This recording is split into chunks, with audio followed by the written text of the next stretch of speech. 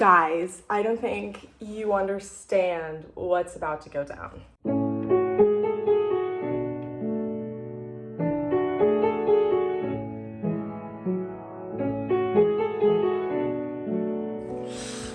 Oh my god, I'm excited for this video. Hello there. I am back yet again after years. After I said I would be more regular with my videos. Today, I'm going to dedicate this video, as I have promised, to my great book collection. So I don't want to sugarcoat anything and be like, I'm super pretentious and I only read classic literature, because that is not the truth. I do find a lot of my book recommendations on TikTok. Is that weird?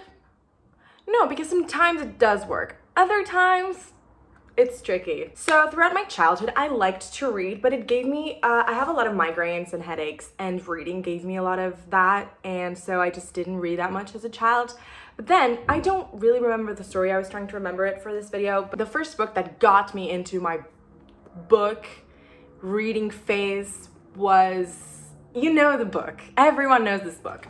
But I bought it when I was 15, maybe 15. I was 15. Me and my mom went to a bookstore here and we picked out a book that I thought was super pretentious, super underground, because it was by an Irish writer. No one talked about it. This was long before TikTok. Not long before, but TikTok still wasn't a thing. And can you guess what book it is? It's not at all underground. If it once was, it is not anymore. The book is Normal People by Rooney, obviously. I cannot fathom how much I loved this book back when I read it. I was 15. Picked it up because I thought it was interesting, not because of other opinions. I never heard an opinion on this book until I went on Goodreads right after I read it. If you go into a book with already like an idea of what it's going to be, it can be really hard. But I read it with no other feedback and I absolutely loved this book. This book stayed with me for so long that I remember like searched the whole internet for like books like Normal People, because I didn't want to read any other book until this one was out of my mind. And it took me a while to get into reading again, because this book just stuck with me. It didn't get me in a reading slump. It was more like I couldn't read a book with characters that weren't Connell and Marianne. I couldn't. So I obviously gave it 5 stars. Obviously, I'm not counting that phase of like my teenage years where I read like John Green and all of that, because I'm not counting that, but I liked to read those books. Like Looking for Alaska was a big one for me. Little Women I read when I was 10 years old, but that's not what we're talking about here. So right after that book, quarantine came, and I fast forward to March 2020 because that's how long I needed to get to another book.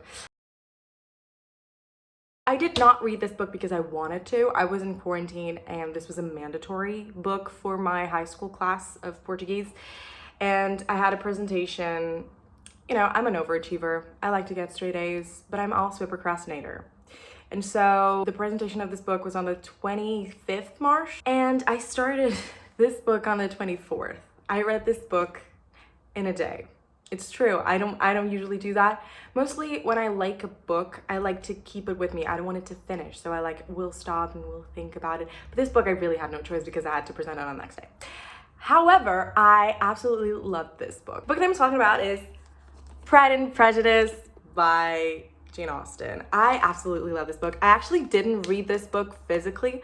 I read it on my tablet or phone, I don't really remember. I loved it so much that I had to get this copy right here. And this is the most beautiful thing I've ever seen in my life. Look at this. Look at this. Hardcover. It's so beautiful. And this is obviously Elizabeth, and this is Mr. Darcy. This is the OG book of enemies to lovers, I'm sure. I loved this book. And I remember that I had an original fan cast for this book that I've read it so long ago that the fan cast completely went away. Now I just imagine completely different people. But back then it made sense. But yeah, this is basically an enemies to lovers story. It's classical. The movie though, I feel like it's 2 different pieces of art. When I watch a movie about a book, I never usually connect the 2. Like they might have the same story, but I just don't recall the book when I'm watching the movie. It's like 2 different pieces of art for me. And that's what happens with Pride and Prejudice. The movie is so good, but like separate from the book, you know what I mean? Because it's nothing like I imagined the book, but it's another piece of art that's just absolutely amazing. The movie is from 2005 and it still lives through to this day. It's one of my comfort movies. I absolutely adore it. 5 stars. This was a great time when I was giving all of my books 5 stars because they were all freaking amazing. Before I started listening to TikTok. Another book that I read right after these ones, I don't remember why I picked it up. I don't have it physically, even though I would love to because it's my favorite book of all time. The book is Circe by Madeline Miller. I love that book. It's a retelling of the goddess, the witch. I don't really know what she is. The character Circe, she's in the Odyssey, but here in Portugal, we study the Odyssey. It's a big part of our history and it's a big part of what we're taught in school. And so when I read a retelling of Circe that was always painted to me as like a villain, I was like, this is amazing. This is not the glorification of murders, it's the empowerment of women. That sentence came out super wrong, but Lady Gaga said it and it's amazing, and I do believe in that. Obviously, we don't glorify murder, but we glorify the empowerment of women. And I saw a video of a girl saying that people don't believe that women can have rage, like a carnal rage, and some of these books, like where women are cannibals and all of that. This is like a genre that's really in right now, and I really like to see the female rage being portrayed as something like empowering, but obviously not romanticizing the idea. What am I talking about?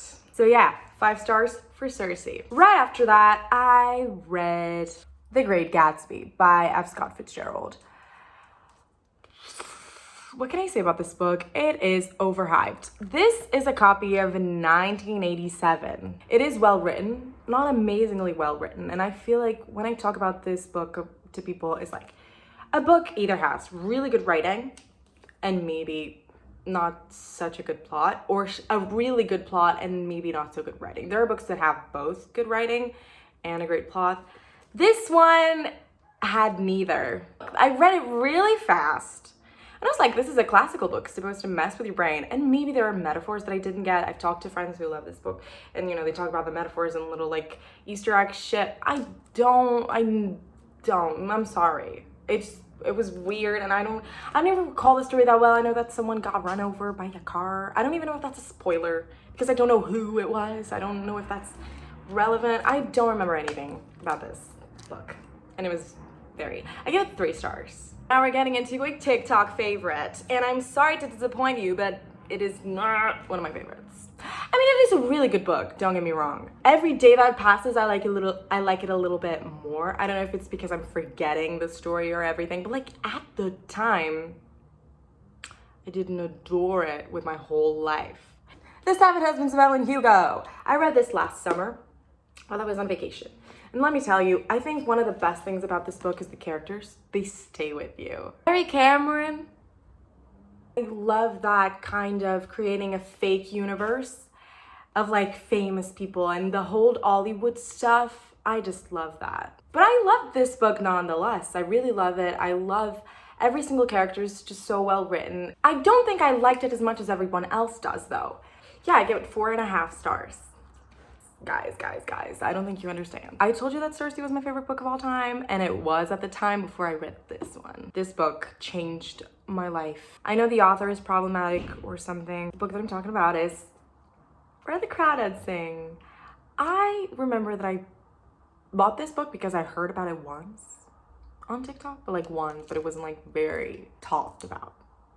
Anyway, this book changed my life. I love it. It's being turned into a movie. I'm not very fond of book to movie adaptations. I probably will not watch it. This is very annotated, as you can see. I loved this book. At the end, I remember I was just sobbing, and then somehow my jaw dropped and I was crying and surprised, and this was the best book I ever read. If I could give this 10 stars, I would. Anyway, we pass on to The Song of Achilles. This book is incredibly popular on TikTok, and it's by Madeline Miller, the author of Circe, which is also one of my favorite books. So I was with my expectations right up there, and let me tell you that it did not meet them. It was really boring. I am sorry, guys. It was really boring. It has some amazing sentences and the love between the 2 main characters. I think this is like one of the best love stories ever written, in the sense of like 2 people falling in love. Like, it's truly genuine. Opposed to The 7 Husbands of Evelyn Hugo, where I didn't really get like the couple's dynamic. This one, she did it really well. It talks about like war, like the Trojan War, but like very specific things though. Like it's a cute book. I'll give it that. It's cute. It's very well written, but it wasn't for me. I didn't even cry at the end. Everyone says that they sobbed. I didn't shed a single tear. I was like, aww. I finished it. Yes, we did it, because this got me into a reading slump. I think I started this like August and I finished in like January. Not even joking. I started reading a book in between reading this one. The book that I read next was People We Meet on Vacation, and honestly, I don't have a lot to say about it. I didn't like it. I gave it 2.5 stars. And I just ordered a book by Emily Henry, which is Bitch Read, and I'm going to get it today. And I'm nervous, but maybe I'll let you know about it when I finish it, because I did not like People We Meet on Vacation. I just wanted to let you know that I have this really weird thing that I do where I clock every time I finish a book. I put it on my notes, the date, and the exact time I finished it, because I'm crazy. But that way, I can give it a zodiac sign. And so I'll be letting you know which zodiac sign these books have been for me. With People We Meet on Vacation, and I feel like Emily Henry's books and Love Hypothesis that I'm going to talk further on, I feel like those books are very Wattpad-y, and not in a bad way, because I feel like everyone looks down on Wattpad, which I think is totally wrong, because for a really long time, those were the books that I was reading, and I felt like they were truly actual books that could be published. Actually, one of my favorite series is on Wattpad, and it's amazing, and it has been published, the first book, in June, I think, and it's amazing, and I think Wattpad has a lot of great jewels that haven't been discovered. Next, I read Malibu Rising by Taylor Jenkins Reid, which I liked even better than The Seven Husbands of Evelyn Hugo. I have not yet read Daisy Jones and the Six, but it's the book that I want to read the most. But the cover, and I'm waiting for it to change so I can get it. This is like the Nick Riva universe, you know what I mean? I adored this book. I love when it's like found family. This one is not found family because it's actually about a family. My fan cast for this book is, I love reading about rich people struggling. This book was really great. I read it in a time when I was really happy, and it made me really happy. I gave it 4.5 stars. To this one, what did we read? Oh, we read The Love Hypothesis. It was a Star Wars fan fiction. I did not know that when I was reading it. Thank God to Jesus Christ, because that would have been awful. Yeah, it's too graphic for me. Not my thing. I don't really like to read about that. You know what I mean? It's not my thing. I gave it 4.5 because of that. Because if it hadn't been for that, it would be great. Right after that one, we entered the cool girl genre. My Year of Rest and Relaxation. I read this holiday. The main character is incredibly self-destructive, and it's fascinating to read about. At least in the way she writes it. How like privileged people, even if you're not privileged, how you maybe don't appreciate the little things in life. And I heard someone talking about this book saying that it's about appreciating the little things in life when you finish living in your 20s. And this one, it's actually the same thing, but like in very, very different ways. She has to go on like a slumber thing, like hibernation, to realize that life is better than, it's not a groundbreaking book, but it's a great analysis of like depression. It's like, it's a good book written about depression, which is not usually well done, but this one is. I gave it 4.5 stars, I think, too. Did I just come to the middle of nothing for no reason at all in the middle of the day? Yes, I very much did. The last book that I wanted to talk about was Beautiful World, Where Are You? I honestly do not have it here because I didn't bring it, but I finished it yesterday. I did not cry. If I did cry, it would be of hatred for Sally Rooney. Because, oh my God, did she have me at Normal People? She did. I would have given my soul to her for Normal People. I have never read Conversations with Friends, but now I don't really feel like it, because Beautiful World, Where Are You? I can say that I really disliked the book. It was like an attempt at being pretentious and philosophical that I did not care for. It was really boring. I honestly do not know how I finished it so quickly, because I feel like that book would be like a did not finish book. The characters were absolutely despiteful. It's not even unlikable. They were despiteful. There were times when I'd be like, I hate them. I hate these people more than anything in the world. There was absolutely no plot, like nothing relevant. It was really just based on the characters' flaws, but they were really flawed, like really flawed. I think I'm dialing someone. Oh my god. I better not butt dial anyone, like my dad's boss or something, because this is his phone. Imagine me butt dialing my father's boss and being like talking about my fan fiction. Anyway, so yeah, I'll see you next time. Cristiano Ronaldo just arrived. Did you hear that?